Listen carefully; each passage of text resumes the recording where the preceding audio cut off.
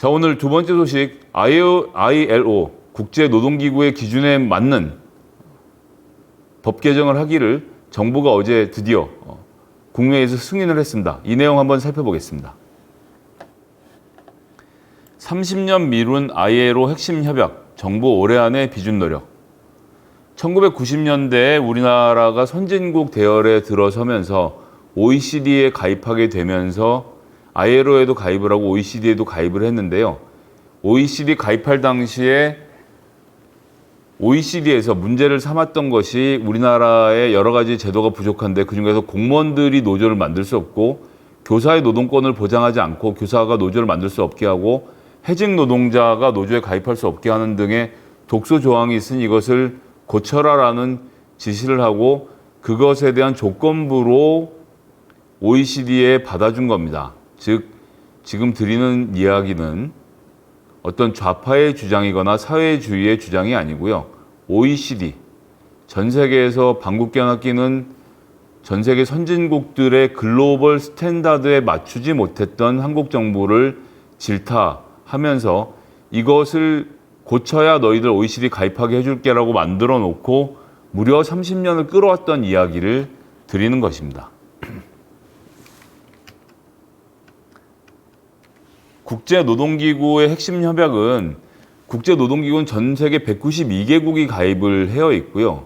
이 핵심 협약 같은 경우는 OECD 36개국 중 32개국이 모두 다 비준을 하고 있고 우리나라와 몇 개 나라 정도가 빠져 있는 상태인 건데요.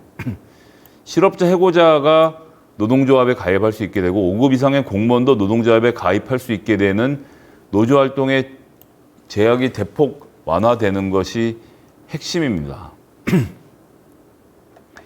결사의 자유와 단결권 보호의 협약에서 노동자의 단체 설립과 가입 활동의 자유가 지켜져야 된다. 이것 하나고요. 단결권과 단체 교섭권 원칙 적용해서 노사의 자유로운 교섭을 보장하고 노조 활동의 불이익을 금지하는 겁니다. 91년에 OECD 가입하고 30년 동안 이것 그냥도 아니고 핵심 협약이에요. 핵심 협약. 8개 중에 4개를 안 지키고 있었던 거죠.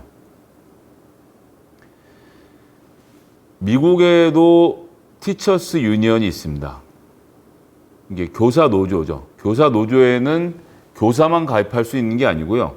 교사 지망생, 즉 앞으로 교사가 되고 싶은 사람도 조합원으로 활동할 수 있게 되어 있습니다.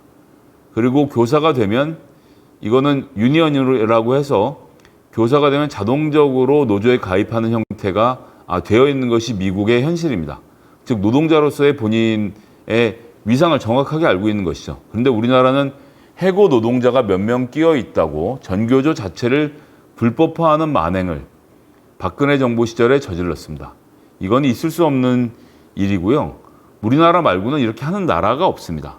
이런 것들을 정상적으로 돌리겠다라는 것. 그래서 다시 말씀드리지만 전 세계 192개국이 가입해 있는 ILO의 8가지 핵심 협약 중 4개나 어기고 있었던 우리나라가 드디어 이것을 지키게 됐다는 점, 이건 문재인 정부의 이 공약이라는 점을 말씀드리고요.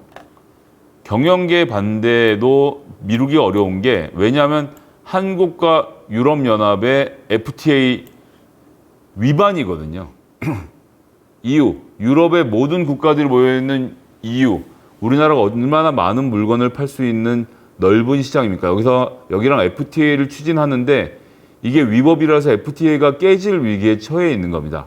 즉 경제를 살리기 위해서 경영자들의 입장에서도 꼭 필요한 조치인 거죠.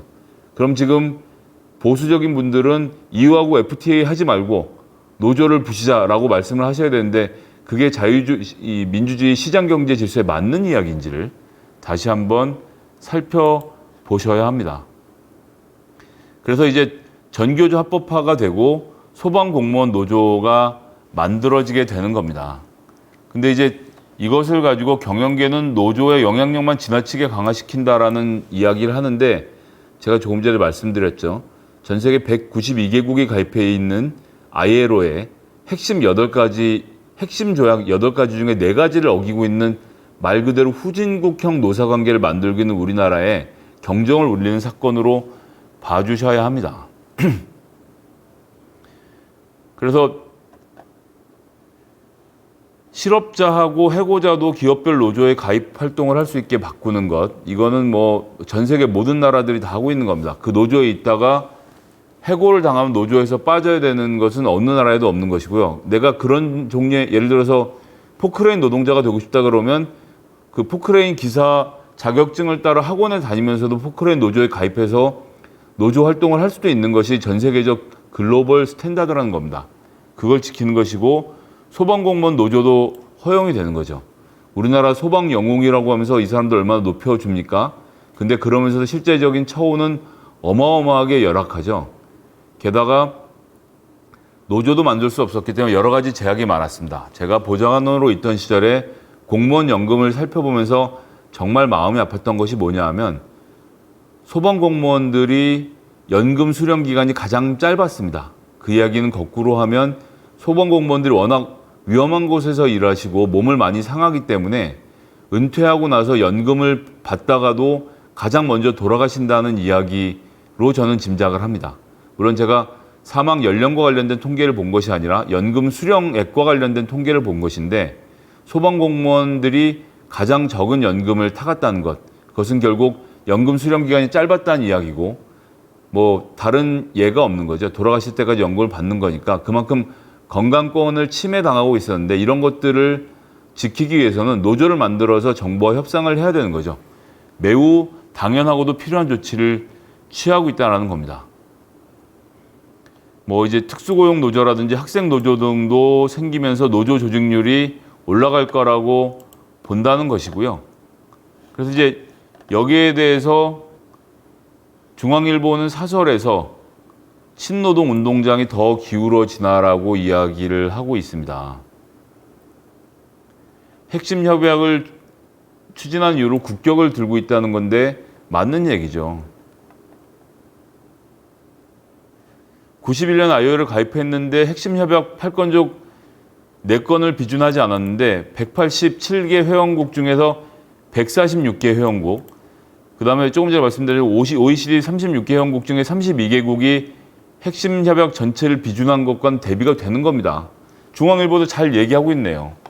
유럽연합이 FTA를 하는데도 비준을 하라고 지금 압박을 하고 있는 것도 잘 이야기하고 있는 겁니다. 당위성이 있는데 그 노동 현실이 힘들다는 것이 말이 됩니까? 지금 우리나라 경영자들만큼 노조한테 함부로 하면서 할 수 있는 나라가 어디 있다고.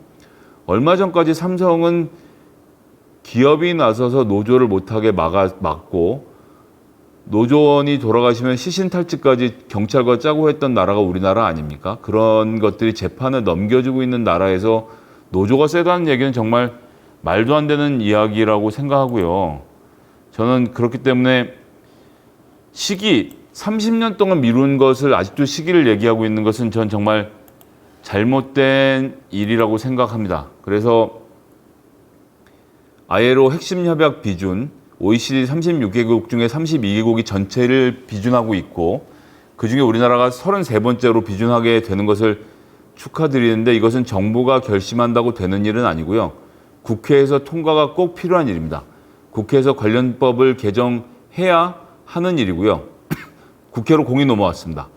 180석이 넘는 거대한 여당이 이번에는 그 국격에 맞게 K방역, 뭐 이런 얘기 많이 나오지 않습니까? K노동이 될 수 있도록 전 세계에서 선도적인 노조 활동은 보장 못하더라도 최소한 글로벌 스탠다드에 겨우겨우 맞추는 수준, 핵심 협약 8개를 147개국이 지금 지키고 있는데 우리나라가 안 지키고 있는 것은 말이 안 되지 않습니까? 이번에는 꼭 이 일이 이루어지기를 좀 간절하게 바라봅니다. 이상 2번째 소식 전해드렸습니다.